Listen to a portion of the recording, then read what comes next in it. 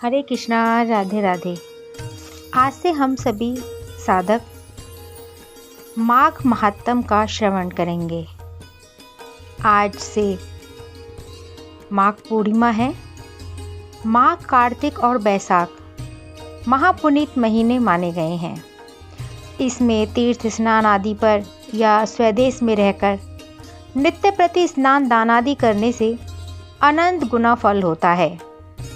स्नान सूर्योदय के समय श्रेष्ठ है। उसके बाद जितना विलंब हो उतना ही निष्फल होता है। स्नान के लिए काशी, प्रयाग आदि तीर्थ उत्तम माने गए हैं। वहाँ न जा सके तो जहाँ भी स्नान करें वहीं उनका स्मरण करें। वेग से बहने वाली किसी भी नदी के जल में स्नान करें अथवा रात भर छत पर रखे हुए जल पूर्ण घट से स्नान करें अथवा दिन भर सूर्य किरणों से तपे हुए जल से स्नान करें।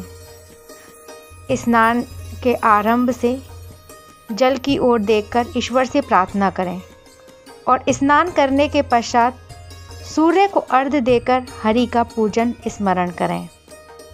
माघ स्नान के लिए ब्रह्मचारी हो चाहे गृहस्थ, सन्यासी और वनवासी, चारों आश्रमों के ब्राह्मण, क्षत्रिय, वैश्य और शूद्र, चारों वर्णों के बाल, युवा और वृद्ध, तीनों अवस्थाओं के स्त्री पुरुष या नपुंसक जो भी हों, सबको आज्ञा है। सभी यथा नियम नित्य प्रति माघ स्नान कर सकते हैं। स्नान की विधि है पौष शुक्ल एकादशी से माघ शुक्ल एकादशी तक या पौष शुक्ल पूर्णिमा से माघ शुक्ल पूर्णिमा तक, अथवा मकर राशि पर सूर्य आए उस दिन से कुंभ राशि पर जाने तक नित्य स्नान करें और उसके अंतर यथा अवकाश मौन रहें। भगवान का भजन और यजन करें। ब्राह्मणों को भोजन कराएं। कुर्ता, चादर, रुमाल, कमीज श्रद्धा के अनुसार जो हो वो अर्पण करें। सूर्य की प्रतिदिन सूर्य को अर्घ दें, प्रार्थना करें। इसके बाद ये 30 दिन का पूरा व्रत होने के बाद माघ का, उसके बाद 30 लड्डू या मोदक या तिल के लड्डू किसी ब्राह्मण को दान में दे दें। तो ये है माघ मास में स्नान करने की विधि। आज सर्वप्रथम माघ मास का महात्म पहला। एक समय श्री सूत जी ने अपने गुरु श्री व्यास जी से कहा कि गुरुदेव, कृपया करके आप मुझसे माघ मास का महात्म कहिए, क्योंकि मैं आपका शिष्य हूँ। व्यास जी कहने लगे कि रघुवंश के राजा दिलीप एक समय यज्ञ के स्नान के पश्चात पैरों में जूते और सुंदर वस्त्र पहनकर, शिकार की सामग्री से युक्त, कवच और शोभायमान आभूषण पहने हुए, अपने सिपाहियों से घिरे हुए जंगल में शिकार खेलने के लिए अपनी नगरी से बाहर निकले। उनके सिपाही जंगल में शिकार के लिए मृग, व्याघ्र, सिंह आदि जंतुओं की तलाश में इधर उधर फिरने लगे। उस वन में वनस्थली अत्यंत शोभा को प्राप्त हो रही थी।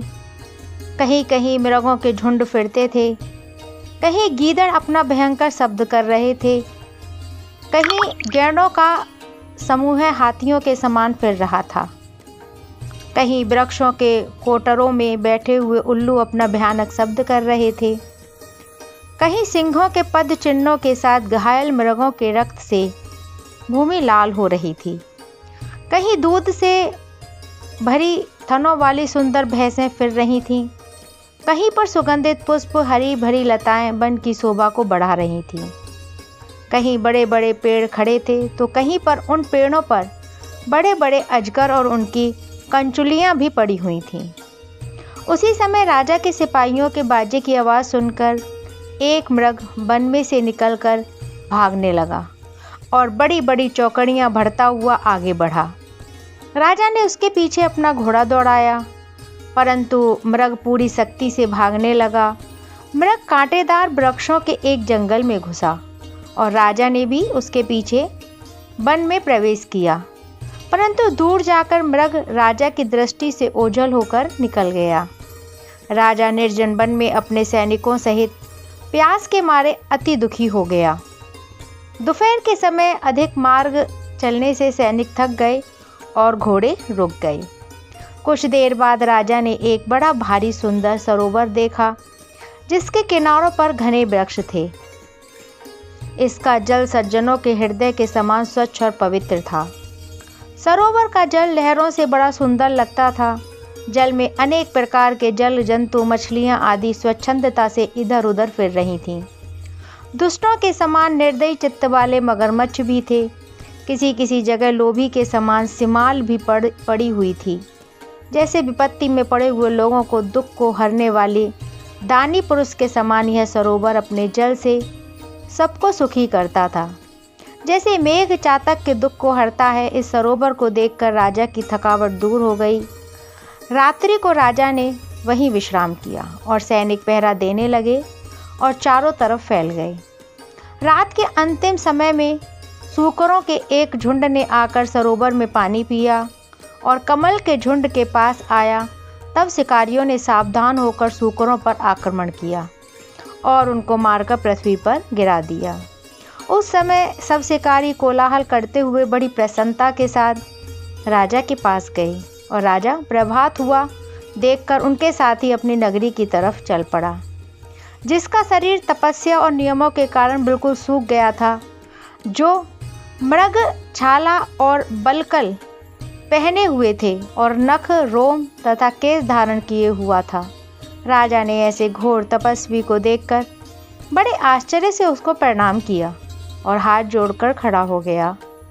तपस्वी ने राजा से कहा कि हे राजन, इस पूर्ण शुभ माघ में इस सरोवर को छोड़कर तुम यहाँ से क्यों जाने की इच्छा करते हो?